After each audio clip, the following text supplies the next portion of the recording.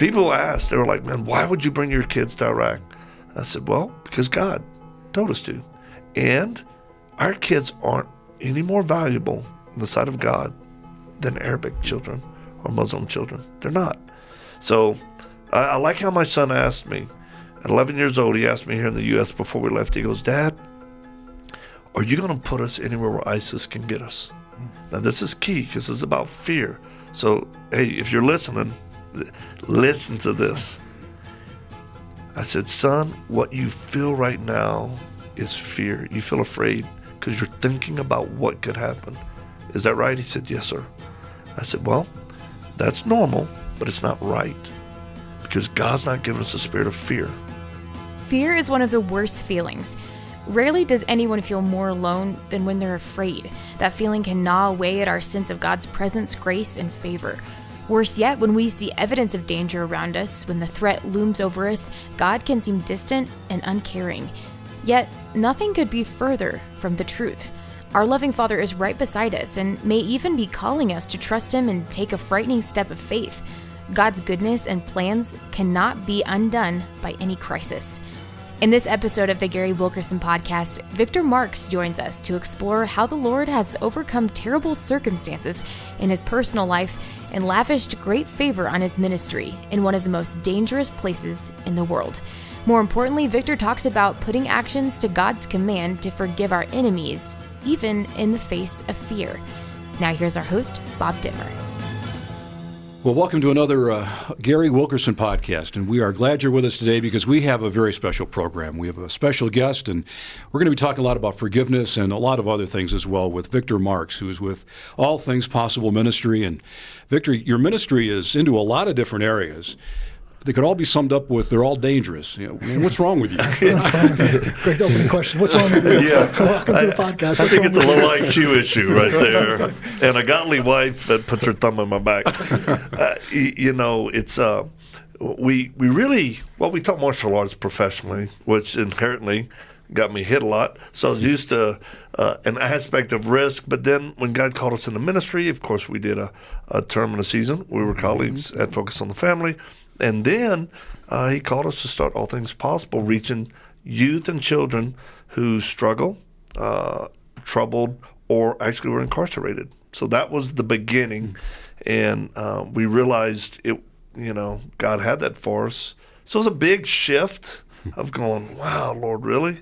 But looking back now, we're 15 years into it, and we just see His faithfulness to, if we're willing to just obey.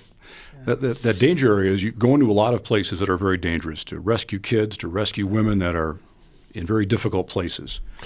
Very unique ministry. Yeah, it's we don't like to be known as a rescue. We rescue hearts. That's the most important things.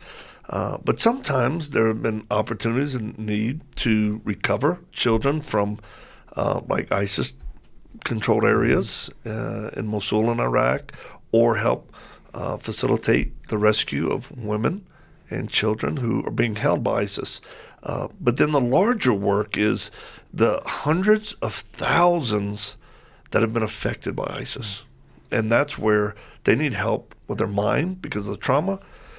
Physically, we provide surgeries, very specific to, most of our surgeries are as a result of ISIS shooting kids.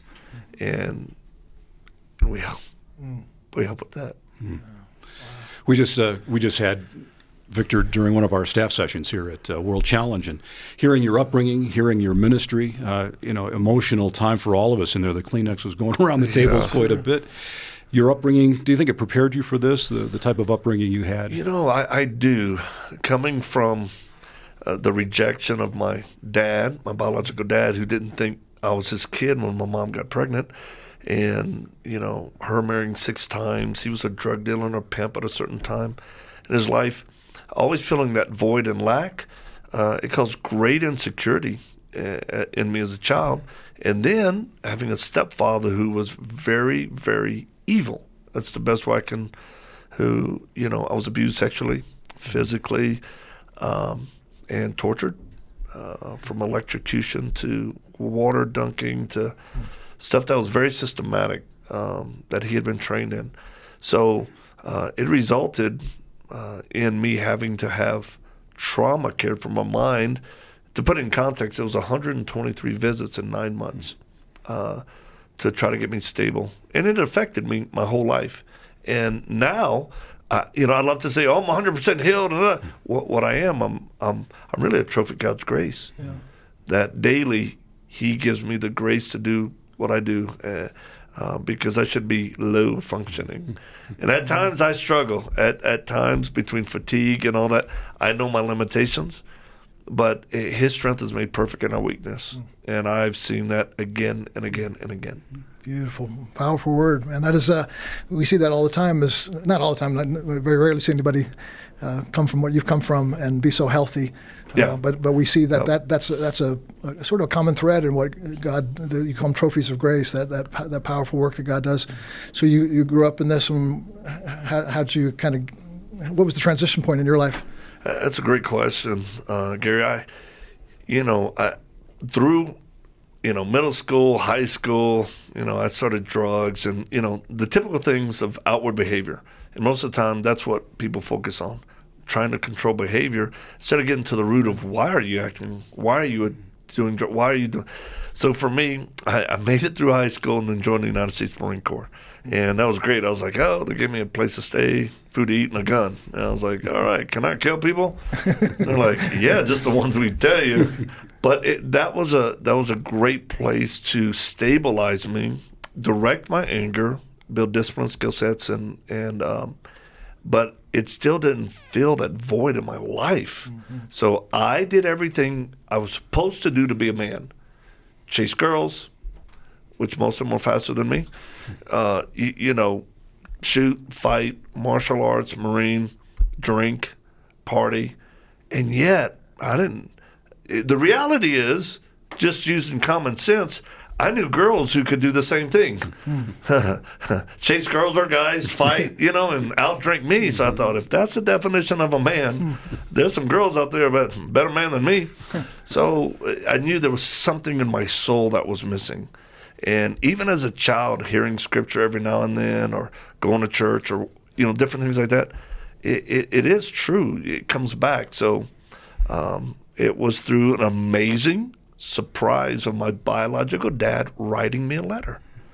And we were estranged. I wasn't a fan of his. And he just said, I know you think I'm crazy.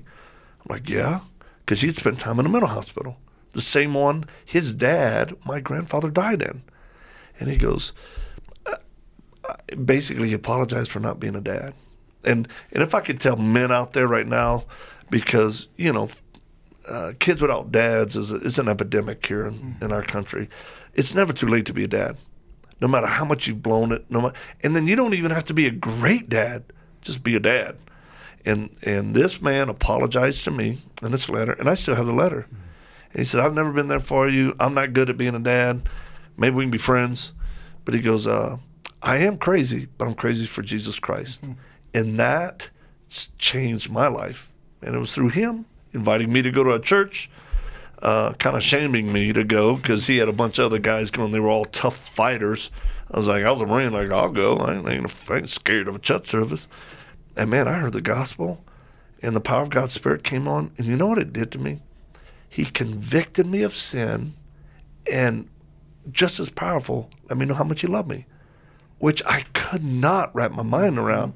I'm convicted of my sin, and I stopped blaming everybody else in my life for my problems. And I'm thinking, I know I'm a sinner, because here's what blew me away. I was raised with a mentality, you never hit a man when he's down.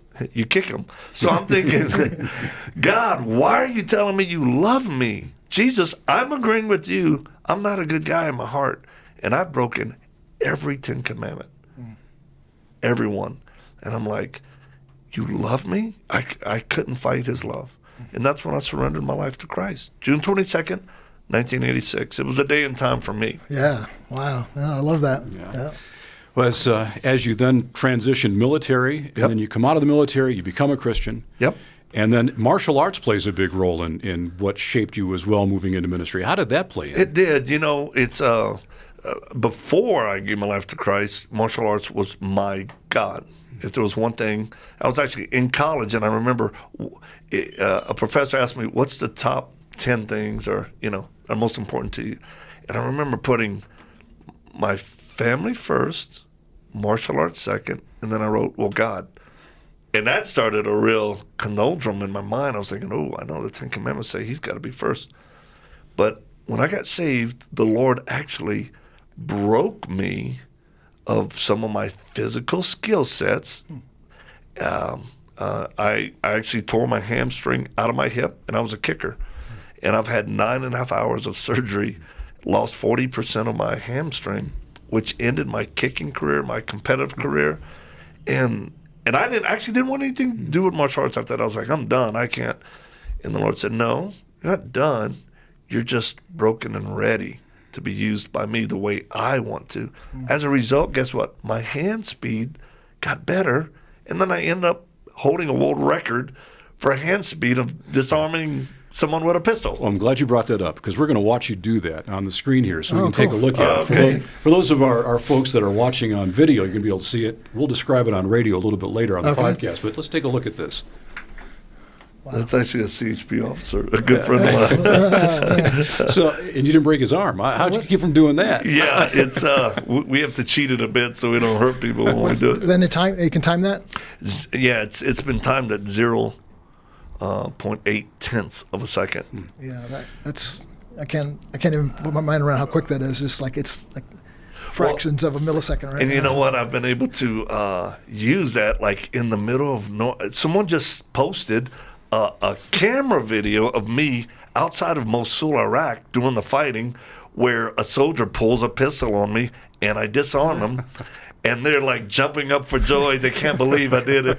And so the Lord, that's almost my calling card. Yeah. There's over 100 million views of that in every form and fashion. And if people want to see that online themselves, so they want to check that out, they have Victor Marks website? Or just YouTube? Yeah, YouTube, Facebook. Just Google "world's fastest gun disarm man." So like the Old West, world's fastest gun, man. So looking back, I thank God that even though I thought what was horrible, ended up turning out to be great. A couple of stories I'd like to hear you tell us again from what we heard in our staff meeting this morning. One was the girl that was rescued in Mosul, I believe it was. Mosul.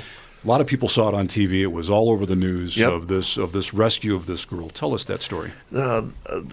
So there was a little girl and her mother were trying to flee Mosul when the Iraqi army and coalition forces were liberating it, right? So our teams were part of some of that, and then our associate teams were Dave Eubank, FBR, really an integral part of that, spent months in the field and on the front.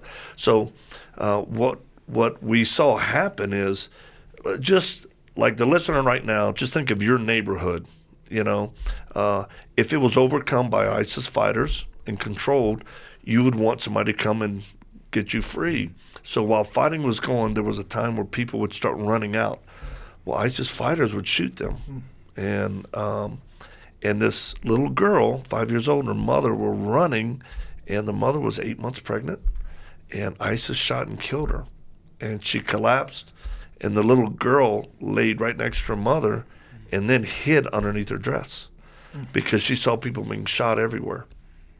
And my buddy and colleague, Dave, he's seeing this, and they're at a distance where he can't reach them. And Dave's a former SF guy, leads a great ministry of high-risk work and humanitarian work. And they're just dying. He's contacting me and saying, man, pray. There's a girl I can see.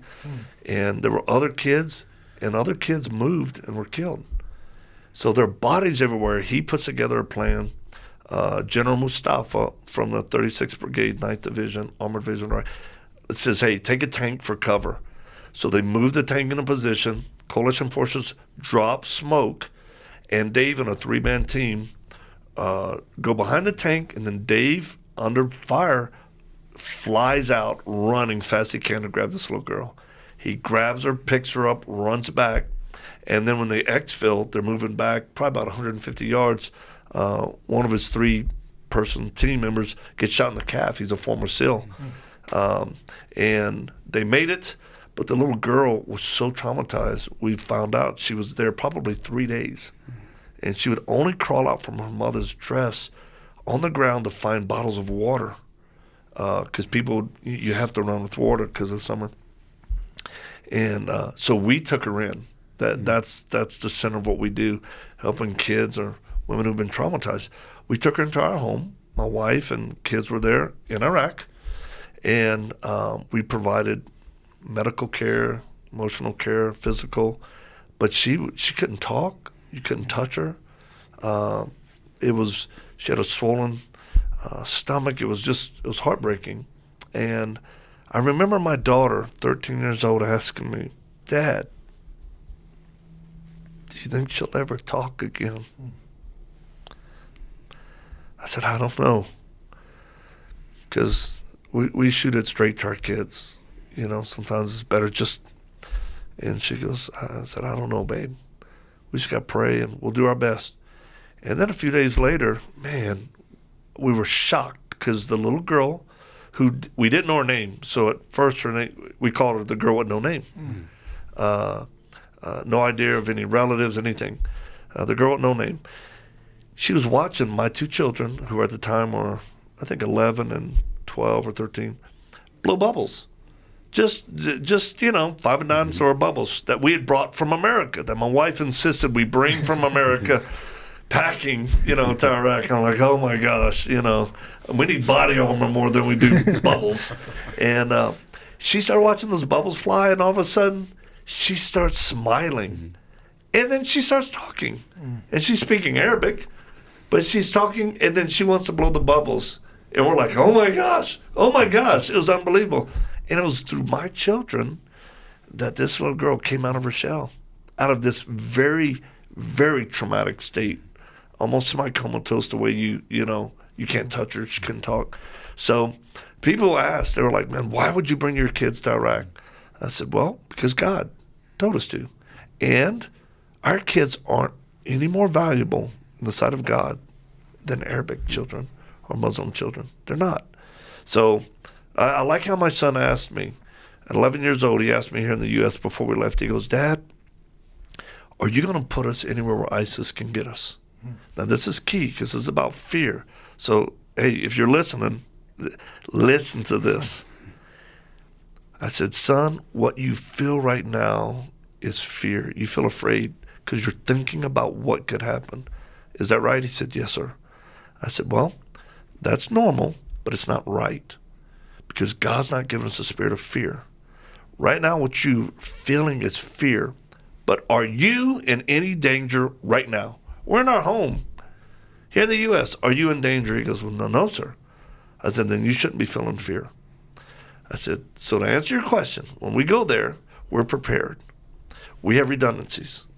And we're not going to place you in harm's way, not where ISIS can get you. You're in a safe house. We use armored vehicles. We have, you know how to put on body armor and shoot an AK, right?" "Yes, sir." I said, "Okay." So I said, "We prepared you.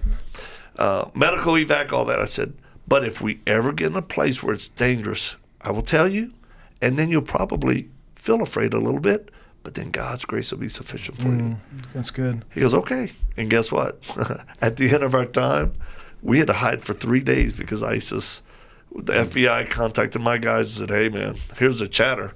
They want to get him, Victor." So, and I remember saying, "Hey, now it's dangerous. Are you okay?" He's like, "Yeah, I'm okay." I said, "All right, that's God's grace." And you added, "And the safest place you can be is in God's will anyway." It right? really is. I mean, it really is. You've been listening to the Gary Wilkerson Podcast. God calls us to love those who hate us and forgive those who have hurt us. This can be frightening and painful, but our Father is beside us for every step of that journey. His favor gives us the strength to overcome even the greatest obstacles. God wants our lives to show His unearned grace to a hurting, unbelieving world. If this topic has stirred something in your soul and you'd like to learn more, let me suggest you pick up Gary's latest book titled God's Favor. In it, he paints a brighter and more biblical picture of God's favor, revealing how our loving Father showers abundant resources on us, even if we aren't aware of them. God may also call us to do things that frighten us, but He won't abandon us to obey His calling on our own. We are never alone as we follow Him. To see more on this discussion of God's grace and goodness in your life, you can order a copy of God's Favor on the World Challenge website, worldchallenge.org. The Gary Wilkerson Podcast is brought to you by World Challenge. Sound design for this episode by Mike Hall-Smith. This episode was written by Rachel Schmitz. Our producer is Chris Wigington. We hope to see you next time on the Gary Wilkerson Podcast. Until then, do all you can to live a better life and make a better world through Jesus Christ.